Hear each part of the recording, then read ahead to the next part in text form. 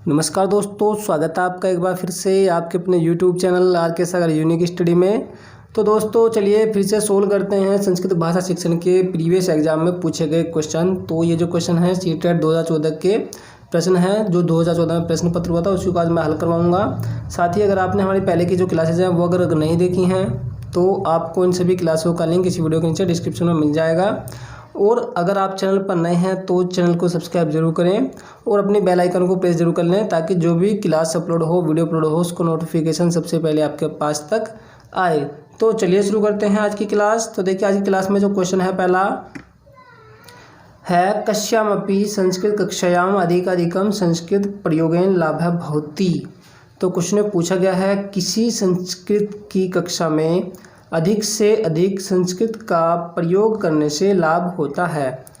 ठीक है, तो क्वेश्चन आपको समझ आ गया होगा। कोई संस्कृत की कक्षा है, उसमें यदि अधिक से अधिक संस्कृत प्रयोग करेंगे तो उसका लाभ होता है। तो क्या लाभ होगा, ये क्वेश्चन में पूछा गया है। तो पहला ऑप्शन है, छात्रा शब्दार्थान प्राप्नुवन्ति, छात्र शब्दों के अर्थ प्राप्त करते हैं।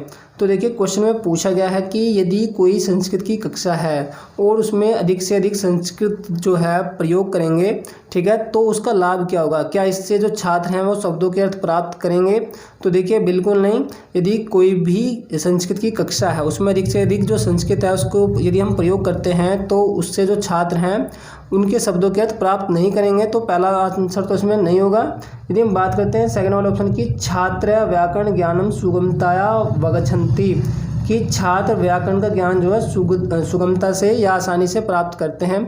तो देखिए ऐसा भी नहीं है। यदि कोई संस्कृत की कक्षा है उसमें अधिक से अधिक जो संस्कृत है उसे प्रयोग करेंगे, ठीक है, तो उससे जो है जो छात्र हैं उनको जो है व्याकरण का ज्ञान भी आसानी से नहीं मिलेगा। क्योंकि यदि संस्कृत जो है बोलने में प्रयोग कर रहे हैं तो उससे जो बच्चे हैं, बच्चों को जो है जो व्याकरण है उसका ज्ञान नहीं होगा। क्योंकि जो व्याकरण है संस्कृत का वो बहुत ही डिफ़िकल्ट होता है। उसे यदि जो कोई कक्षा है संस्कृत की उसमें यदि संस्कृत जो है प्रयोग करेंगे बोलने में तो उससे जो छात्र हैं उनको व्याकरण ज्ञान जो है आसानी से नहीं होगा। तो सेकंड वाला ऑप्शन भी नहीं होगा। अब देखें तो तीसरा ऑप्शन जो है, श्रुत लेखनस्य अभ्यासार्थम आवश्यकम सोपानम इदम। तो इसमें कहा गया है कि श्रुत लेख के अभ्यास के लिए आवश्यक सोपान है यह। तो इसमें यह कहा गया है कि श्रुत लेख के अभ्यास के लिए यह जो सोपान है ये आवश्यक है। तो ये भी नहीं होगा।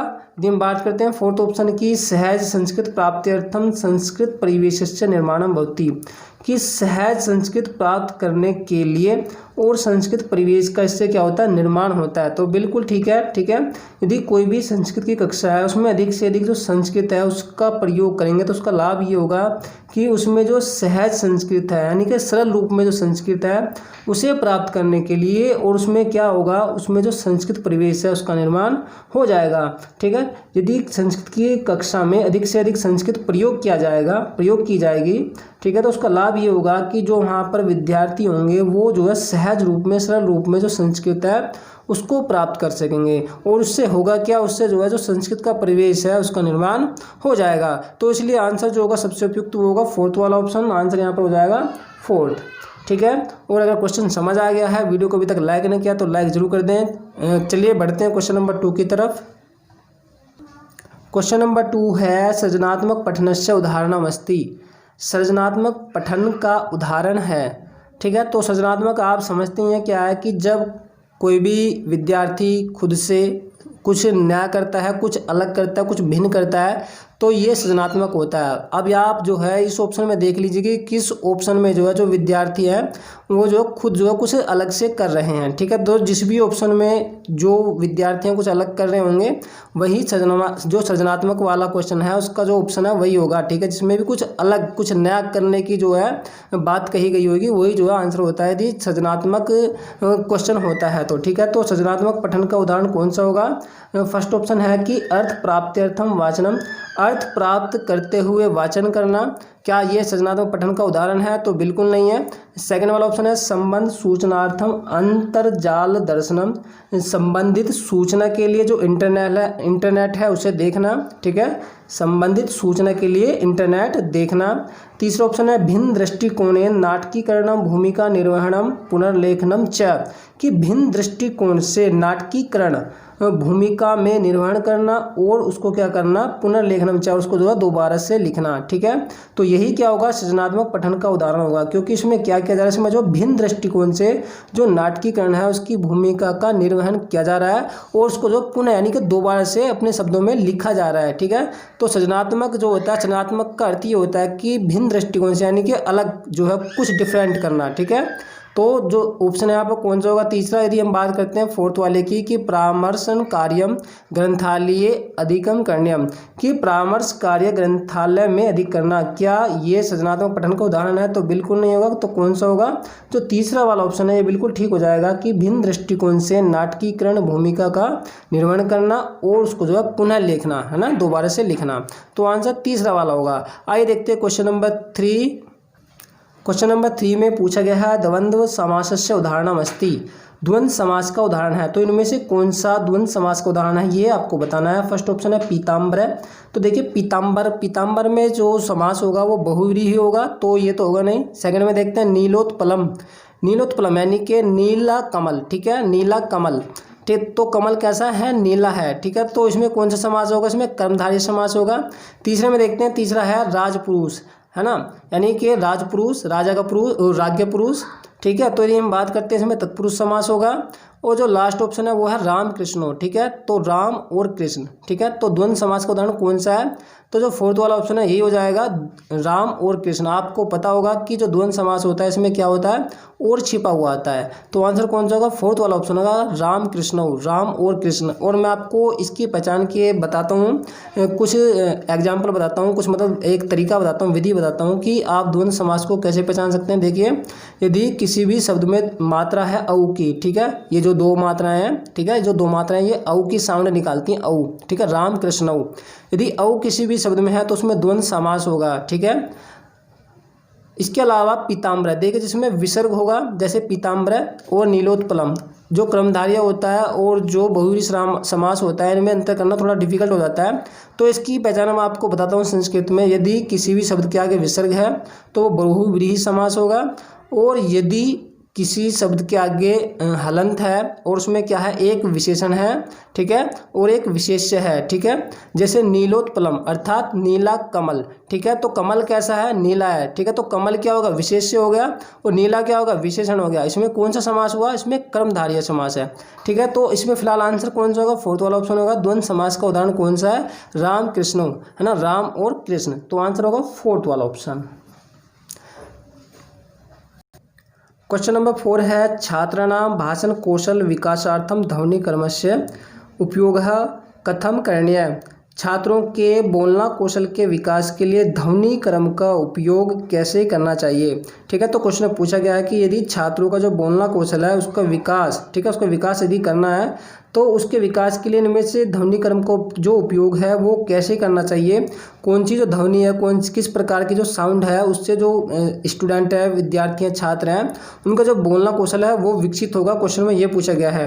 तो देखिए फर्स्ट ऑप्शन में है मूल तत्वाधारित कथा या विवरण कथा द्वारा, कि जो मूल तत्व पर जो आधारित कथा है, कथा के विवरण कथा के द्वारा।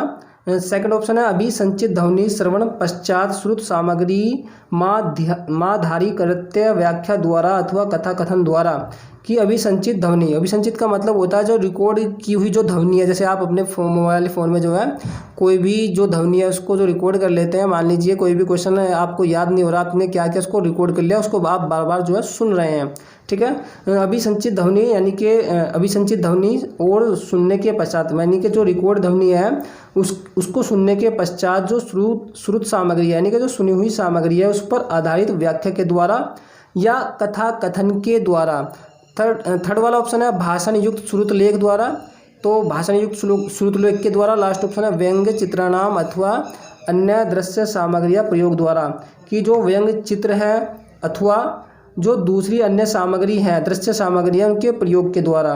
तो देखिए इनमें से अब सबसे उपयुक्त आंसर कौन सा होगा, तो देखिए जो सबसे उपयुक्त आंसर होगा सेकंड वाला ऑप्शन, ठीक है। यदि छात्रों के जो बोलना कौशल है उसके विकास करना है तो उसके लिए निम्नलिखित में से जो ध्वनि क्रम है उसका उपयोग करना चाहिए, किसका करना चाहिए, तो जो सेकंड वाला ऑप्शन है अभिसंचित ध्वनि, यानी कि पहले क्या करें, जो ध्वनि है उसको क्या कर लें, रिकॉर्ड कर लें, ठीक है। जब रिकॉर्ड करने के बाद आप उसको बार बार सुनेंगे तो उससे क्या होगा, जो छात्र हैं उनके बोलना कौशल है वो स्ट्रॉन्ग होगा, ठीक है। क्योंकि उन्होंने क्या किया, उन्होंने जो बार बार उस ध्वनि को सुनाया, जब बच्चे के पास में ध्वनि सुन करके जो शब्द है उनका भंडार हो जाएगा, ठीक है। तो उससे क्या होगा, जो बच्चा है जो शब्द उसने ग्रहण किए हैं उनको जो है बोल सकेगा, ठीक है। तो आप जानते हैं कि बोलना कौशल जो विकास है उसके लिए पहले ध्वनि को सुनना बहुत ही आवश्यक है। जब तक बच्चे के पास जो शब्द नहीं होंगे तो बोलेगा क्या, ठीक है। तो इसलिए इसमें जो सबसे जरूरी है वो ये है कि पहले जो ध्वनि उसको रिकॉर्ड कर ले, है ना, जो मतलब अभिसंचित ध्वनि है, जो रिकॉर्ड ध्वनि है, उसे सुनने के बाद में जो सुनी हुई सामग्री है उस पर आधारित जो व्याख्या उसके द्वारा, ठीक है, या कथा कथन के द्वारा, तो आंसर कौन सा हो जाएगा, सेकंड वाला ऑप्शन हो जाएगा। चलिए देखते हैं क्वेश्चन नंबर 5। क्वेश्चन नंबर 5 है सारांशम लेखितुम आवश्यके द्वे कौशले स्तः। तो क्वेश्चन नंबर 5 में पूछा जा रहा है कि सारांश लिखने के लिए आवश्यक 2 कौशल हैं, ठीक है। तो इस तक अर्थ होता है, तो ये द्विवचन के लिए प्रयोग में आता है, ठीक। तो सारांश लिखने के लिए कौन से 2 आवश्यक कौशल हैं। पहला ऑप्शन है मुख्यम सामान्यम च बिंदु संज्ञानम, कि मुख्य और जो सामान्य बिंदु हैं उनका संज्ञान या ज्ञान। सेकंड ऑप्शन है सम्यक लेखने योजका नाम प्रयोग है। सम्यक का अर्थ होता है सही या उचित, ठीक है। उचित लेखन में या लिखने में जो योजक हैं उनके प्रयोग के द्वारा। तीसरा ऑप्शन है शब्दानाम स्थाने संकेतानाम प्रयोगः सम्यक लेखनम, शब्दों के स्थान पर जो संकेत है उनके प्रयोग के सही लेखन के द्वारा। और लास्ट ऑप्शन है सौ शब्दई पाठ्य वस्तु ने पुनर्लेखनम, कि अपने शब्दों में पाठ्य वस्तु को दोबारा लिखना। तो देखिए सारांश लिखने के लिए आवश्यक 2 कौशल में से कौन से होंगे, ठीक है। सीधा क्वेश्चन के आंसर पहुंचते, क्योंकि नहीं तो काफ़ी फिर वीडियो ज़्यादा लंबा हो जाता है। तो देखिए हम बात करते हैं पहले वाले ऑप्शन की, ठीक है, कि मुख्य और सामान्य बिंदुओं का ज्ञान। सारांश आप समझते हैं, सारांश का मतलब ही क्या होता है, सारांश का मतलब होता है कोई भी जो पाठ है उसके मेन है ना, सामान्य मुख्य बिंदु उनका जो है ज्ञान होना चाहिए। जैसे मान लीजिए कोई भी एक टॉपिक है, मान लीजिए होली है, ठीक है।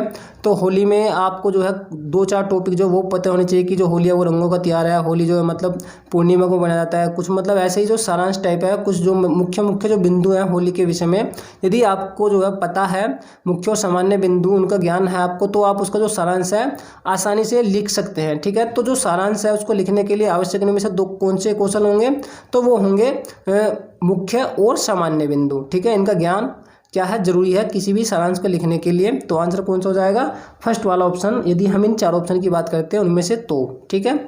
आइए देखते हैं क्वेश्चन नंबर 6। क्वेश्चन नंबर 6 है एकालाप द्वारा त्रयाणाम उपकौशलानाम आकलनम क्रियते। एक आलाप के द्वारा 3 उपकौशलों का आकलन किया जाता है। तो एक आलाप के द्वारा कौन से 3 उपकौशलों का आकलन किया जाता है, क्वेश्चन में ये पूछा गया है। फर्स्ट ऑप्शन है ध्वनि गुण और शैली वक्तु प्रस्तुति, यानी कि बोलने वाले की प्रस्तुति। सेकंड ऑप्शन है स्वर लहरी ध्वनि गुण और गति।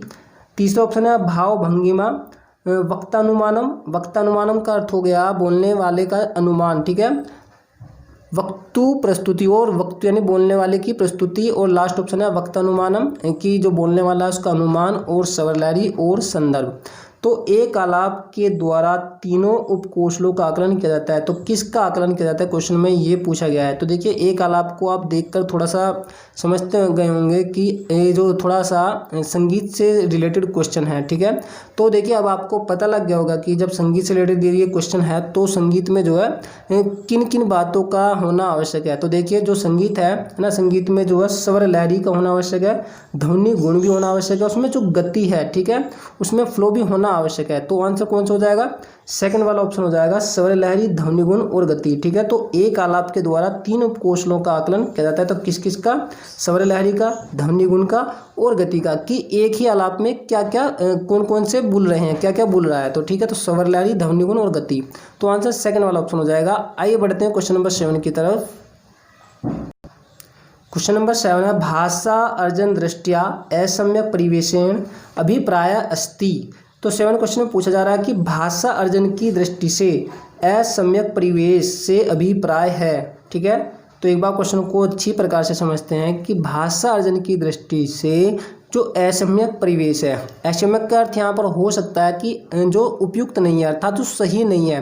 ठीक है, जो सही नहीं है इसको आप क्या करें, याद रखिए, इसको थोड़ा अंडरलाइन कर लीजिए। वो उस परिवेश से क्या अभिप्राय है। ठीक है, तो भाषा अर्जन की दृष्टि से असम्यक का अर्थ जो सही ना हो, जो उपयुक्त ना हो। ठीक है, उस परिवेश से अभिप्राय है। फर्स्ट ऑप्शन है यदा कदा अनुवादस्य अपि सहायम स्वीक्रियते, कि कभी कभी, यदा कदा का अर्थ होता है कभी कभी, अनुवाद की भी जो इसमें सहायता वो जो है ली जाती है, उसे स्वीकार किया जाता है। तो देखिए यदि हम बात करते हैं भाषा अर्जन की दृष्टि से, ठीक है, तो जो भाषा अर्जन है, यदि भाषा अर्जन जो करना है तो कभी कभी भाषा अर्जन में क्या किया जाता है, जो अनुवाद है उसकी भी सहायता ले ली जाती है। तो देखिए पहला जो ऑप्शन है वो सही है। ठीक है, उसने पूछा कि कौन सा सही नहीं है, कौन सा असम्यक है, जो उचित नहीं है। ठीक है, तो भाषा अर्जन की दृष्टि से है ना, तो भाषा अर्जन करने में जो है कभी कभी क्या कर लिया जाता है, कभी कभी जो अनुवाद का भी सहायता ले ली जाती है। यदि हम बात करते हैं सेकंड वाले ऑप्शन की, कक्षायाम छात्रा अपि सक्रिय भवन्ति, कि कक्षा में जो छात्र हैं वो भी सक्रिय होते हैं। ठीक है, तो देखिए यदि बात करते हैं भाषा अर्जन की दृष्टि की, ठीक है, तो भाषा अर्जन की दृष्टि में जो मतलब छात्र होते हैं, जो वे भाषा अर्जित करते हैं, तो वो कक्षा में क्या होते हैं, वो सक्रिय होते हैं। ठीक है, तो कक्षा में छात्र भी क्या होते हैं, सक्रिय होते हैं। तो ये भी क्या ऑप्शन ठीक है। उसने पूछा कि कौन सा सही नहीं है। यदि हम बात करते हैं तीसरे वाले की, कि लक्ष्य भाषा पठन समये मातृभाषा प्रयोगे यदा कदा क्रियते, कि लक्ष्य भाषा को पढ़ाते समय मातृभाषा का प्रयोग जो है कभी कभी कर लिया जाता है। तो बिल्कुल ठीक है। यदि मान लीजिए लक्ष्य भाषा कोई भी अध्यापक पढ़ा रहा है तो लक्ष्य भाषा पढ़ाते समय मातृभाषा का प्रयोग भी कर लिया जाता है। ठीक है, तो ये भी सही है। तो उसने पूछा है क्या, सही नहीं है, है ना, उपयुक्त जो नहीं है। लास्ट ऑप्शन है लक्ष्य भाषा प्रयोग है न क्रियते, कि लक्ष्य भाषा का प्रयोग नहीं किया जाता है।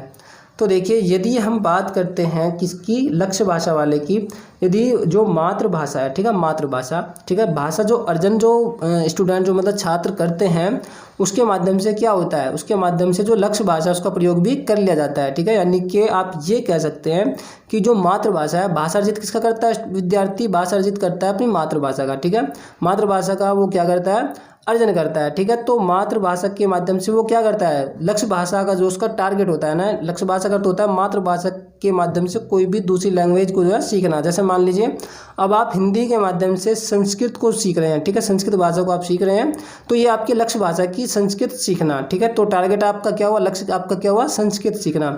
तो देखिए इसने कहा कि लक्ष्य भाषा का प्रयोग नहीं किया जाता है, कि जो भाषा अर्जन की दृष्टि है, यानी कि जो मातृभाषा है, मातृभाषा में जो है जो लक्ष्य भाषा है, क्या उसका प्रयोग नहीं किया जाता, बिल्कुल किया जाता है। क्योंकि जो मातृभाषा है अर्थात जो भाषा अर्जित की है उसी के माध्यम से क्या किया जाता है, जो लक्ष्य भाषा है वो जो है सीखी जाती है। ठीक है, तो जो आंसर होगा कौन सा होगा, फोर्थ वाला ये ऑप्शन यहाँ पर हो जाएगा कि भाषा अर्जुन की दृष्टि से असम्यक परिवेश से अभिप्राय है। तो क्या अभिप्राय है, क्या मतलब जो असम्यक जो है कौन सा मतलब इसमें सही नहीं है, उचित नहीं है।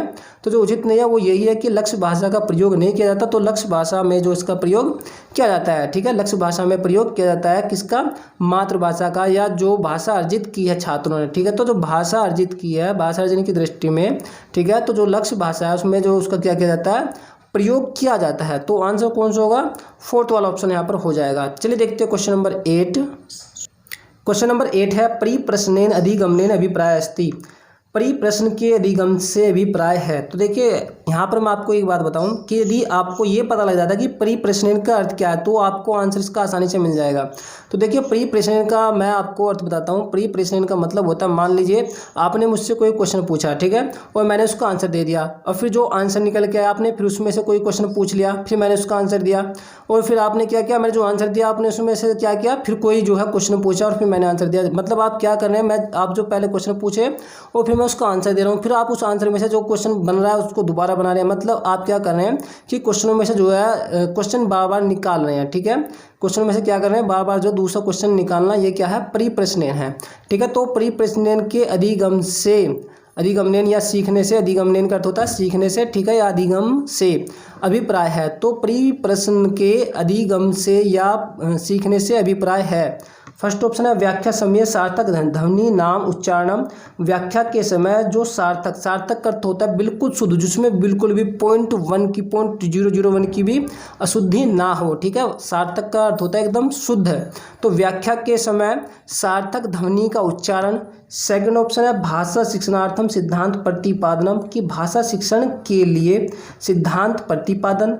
तीसरा ऑप्शन है प्रश्न समस्या नाम समाधानस्य प्रयास है, प्रश्नों के द्वारा समस्याओं के समाधान का प्रयास। और लास्ट ऑप्शन है व्यवस्थित रूपेण विषय सामग्री प्रस्तुति, व्यवस्थित रूप में विषय सामग्री की प्रस्तुति, यानी कि विषय सामग्री प्रस्तुत करना। तो देखिए अब आंसर आपको मिल गया होगा यदि आपने क्वेश्चन को समझ लिया है। मैंने अभी आपको बताया कि क्वेश्चन के पीछे जो क्वेश्चन होता है, मान लीजिए आपने मुझसे जो है कोई क्वेश्चन किया, मैंने उसका फिर आपको आंसर दिया, आपने उस आंसर में से कोई जो क्वेश्चन निकला वो पूछा, तो आप क्या करना है, क्वेश्चन में से क्वेश्चन को निकालते जा रहे हैं, ठीक है। तो क्वेश्चन में से जो क्वेश्चन है वो पूछते जाना, वो क्या कहलाएगा, वो परिप्रश्न कहलाएगा, ठीक है। क्या कहलाएगा, परिप्रश्न, यानी परिप्रश्न कहलाएगा।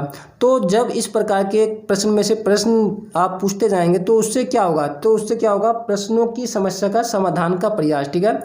तो जो विद्यार्थी वो क्या कर रहे हैं कि प्रश्नों के द्वारा, ठीक है, समस्या के समाधान का प्रयास कर रहे हैं। तो आंसर कौन सा हो जाएगा, तीसरा वाला यहाँ पर आंसर हो जाएगा परिप्रश्न से, ठीक है। परिप्रश्न के अधिगम से अभिप्राय क्या है कि प्रश्नों के द्वारा समस्या के समाधान का प्रयास करना। तो आंसर हो जाएगा तीसरा वाला।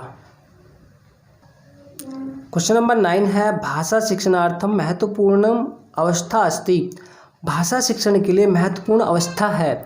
तो भाषा शिक्षण के लिए महत्वपूर्ण अवस्था कौन सी है। फर्स्ट ऑप्शन है यदा छात्रा अर्थ प्राप्त्यर्थम शब्दकोशान द्रष्टुम समर्था भवन्ति, जब छात्र अर्थ प्राप्त करने के लिए शब्दकोश से देखने के लिए समर्थ होते हैं, ठीक है। सेकंड ऑप्शन है यदा छात्रा प्रश्नान प्रष्टुम समर्थ भवन्ति, जब छात्र प्रश्न पूछने के लिए समर्थ होते हैं। तीसरा है यदा बाला भाषा अर्जन सक्षमा भवन्ति, जब बच्चे या बालक भाषा अर्जन करने में सक्षम होते हैं। लास्ट ऑप्शन है यदा विद्यार्थिना तार्किक चिंतन युक्ता भवन्ति, जब विद्यार्थी तार्किक चिंतन युक्त होते हैं। तो कौन सा सबसे उपयुक्त इनमें आंसर होगा भाषण शिक्षण के लिए, ठीक है। तो भाषा शिक्षण के लिए महत्वपूर्ण अवस्था कौन सी होगी, तो वो होगी सेकंड वाला जो ऑप्शन है, सही यहाँ पर हो जाएगा कि जब जो छात्र है वो प्रश्न पूछने के लिए क्या होंगे, समर्थ होंगे, ठीक है। क्योंकि बच्चे क्या कर रहे हैं, बच्चे जो है शिक्षक से जो है क्वेश्चन पूछ रहे हैं, ठीक है। क्या कर रहे हैं, क्वेश्चन पूछ रहे हैं, आंसर पूछ रहे हैं, ठीक है। स्टूडेंट इसमें सेकंड वाला ऑप्शन थोड़ा कम उपयुक्त लग रहा है। देखिए तीसरा भी उसमें जो ऑप्शन है इसे देखते हैं कि जब बच्चे भाषा अर्जन करने में सक्षम होते हैं, तो जो तीसरा है यही सबसे उपयुक्त आंसर होगा। भाषा शिक्षण के लिए महत्वपूर्ण अवस्था यही है कि जब बच्चे जो है भाषा अर्जन करने में सक्षम होंगे, ठीक है। क्योंकि बच्चे यहाँ पर क्या कर रहे हैं, भाषा का अर्जन कर रहे हैं, ठीक है। और भाषा शिक्षण का उद्देश्य क्या है कि जो बच्चे उनको जो है भाषा अर्जित कराना, ठीक है। तो आंसर जो सबसे उपयुक्त है वो तीसरा वाला होगा, सेकंड वाला नहीं होगा, सॉरी, ठीक है। तो तीसरा वाला आंसर यहाँ पर बिल्कुल सही हो जाएगा। तो भाषा शिक्षण के लिए महत्वपूर्ण अवस्था होगी जब बच्चे जो है भाषा अर्जन करने में सक्षम होते हैं, ये सही यहाँ पर आंसर हो जाएगा। 10वां क्वेश्चन देखिए यदा छात्रा कालस्य उदाहरणम अवगंतुम समर्था न भवन्ति तदा उपचारात्मक कार्यम किम भविष्यति।